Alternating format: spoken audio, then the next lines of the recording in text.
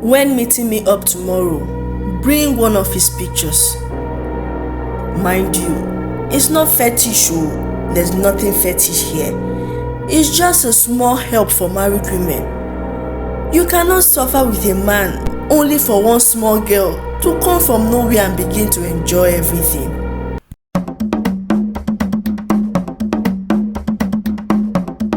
Isioma used to be the envy of her neighborhood. Her husband Chuka was the kind of man every woman prayed for. He was handsome, wealthy and articulate. He owned 3 thriving construction firms.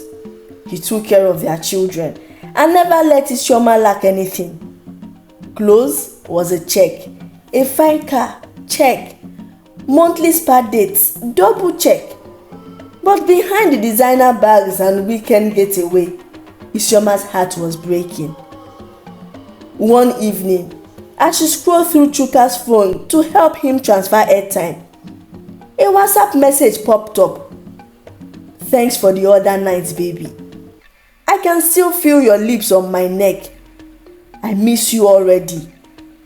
Isioma's hand trembled. She clicked the thread. It wasn't just one girl. There were 3, all saved with innocent names. Names like Men's Fellowship Coordinator, NEPA Bill, and Uncle Mike. Isioma didn't sleep that night. The next morning, while preparing breakfast, she tried to bring it up. "Chuka, who is Men's Fellowship Coordinator?" Chuka looked at her and hissed, "Isioma, please don't start. Please, don't start. I give you everything. What else do you want from me? So, I shouldn't enjoy my life because I married you?" Isioma froze. Enjoy his life? With side chicks? Isioma couldn't cry. She just nodded and carried the keys to school. That afternoon, Isioma's best friend Sandra visited. Sandra was married too. Her husband Ugo worshipped her. The man wouldn't even drink water without asking if Sandra wanted some. Sandra looked at Isioma and said, "Isi, why are you looking like this? You're not looking your normal self. What's the problem?" Isioma tried to fake a smile, but it cracked. "Sandra, my sister, you are lucky, oh. Your husband obeys you like you use a remote on him. My husband Chuka, that one a woman rapper, oh." Sandra laughed lightly. "Is he cheating?" Isioma nodded. "He's cheating with 3 different women." "My husband will not try it," Sandra said with a shy smile. "You know what? Ugo was like that before, but now he will not even dare." Isioma leaned closer. "How? Tell me, how did you do it? I want my husband to belong to me alone. Please, my sister, what's your secret?" Sandra wiped the corner of her mouth and said calmly, "That one is a small thing. If you really want it, meet me up tomorrow. But be sure you want it, oh. When meeting me up, bring one of his pictures. Mind you, it is not fetish, just small help for married women. You can't suffer with a man only for one small girl to come from nowhere and start enjoying it." Isioma nodded in agreement. "Abi, oh my sister, these Lagos small girls don't even care when you and your husband started. They just want to scatter marriages."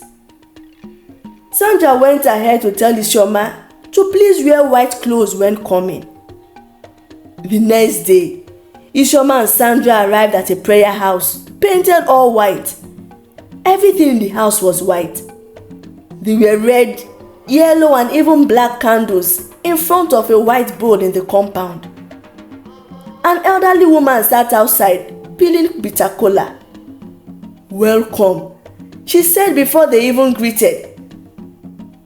She turned to Isioma instantly and said, You cry because of your husband? Isioma nodded. The old woman went forward to say, don't worry, you are the right place. Her name was Mama Ngozi.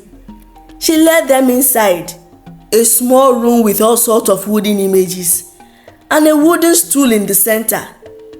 Isioma sat, her hands were shaking. Give me the picture, Mama Ngozi said. Mama Ngozi took it, folded it neatly, and slid it into a clay bottle. Then she whispered incantations Isioma couldn't understand. Finally, she handed the bottle back to Isioma. Call his name 3 times. Say, from today, you will always obey me. My words should be your command. Isioma obeyed. Then the warning came. You see this bottle you are holding? Keep it safe. Hide it where no one will see it. If it ever breaks, the effect will be grave. Isioma nodded.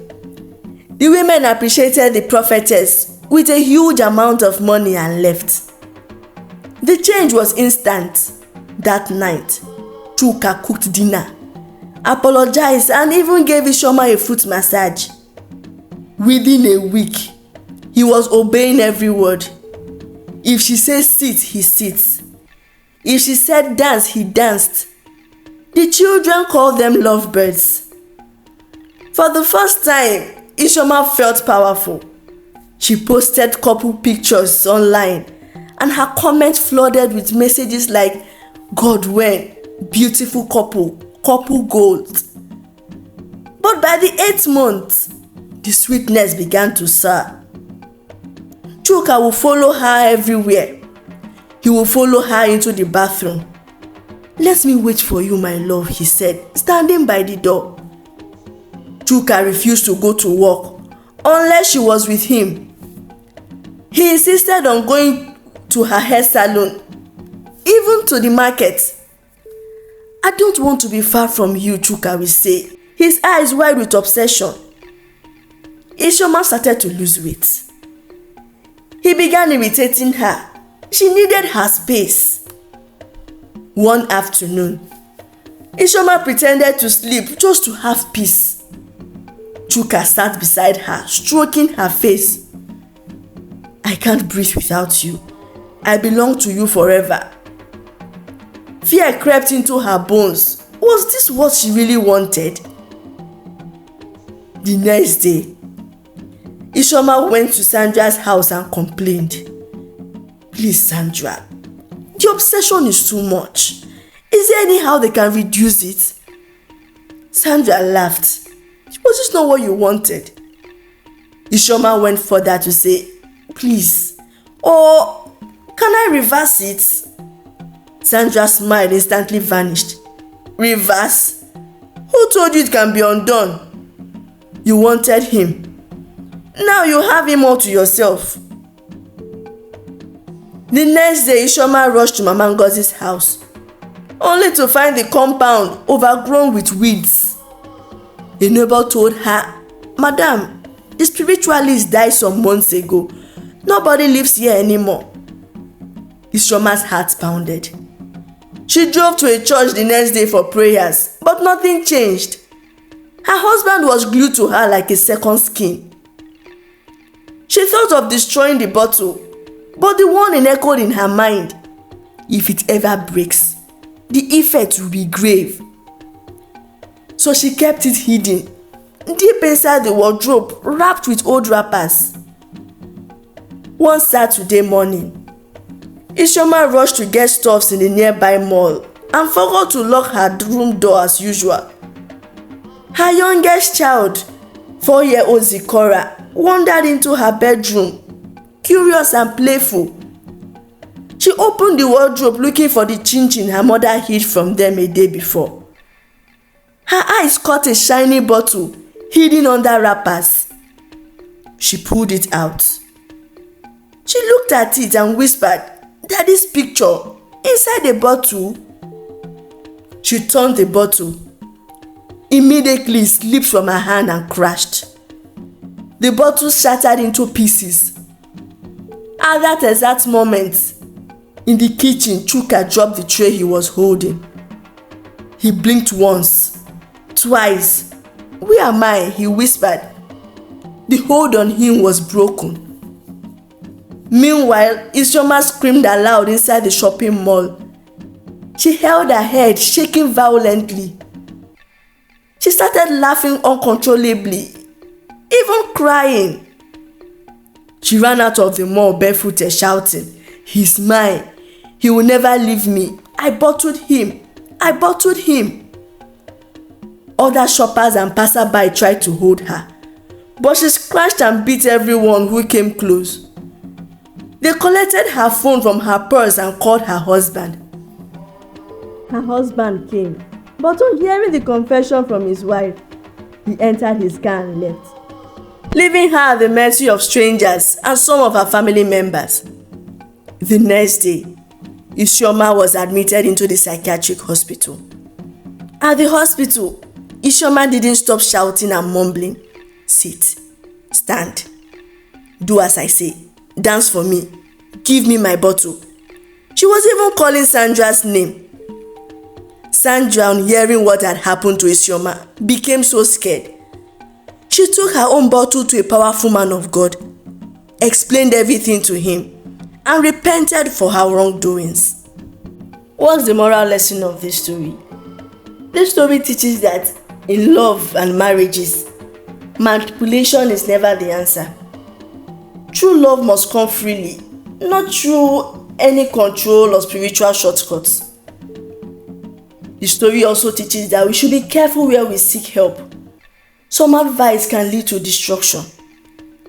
Lastly, we should know that children are always watching, and the choices we make can shape or scar our families. Let's choose wisdom, not desperation.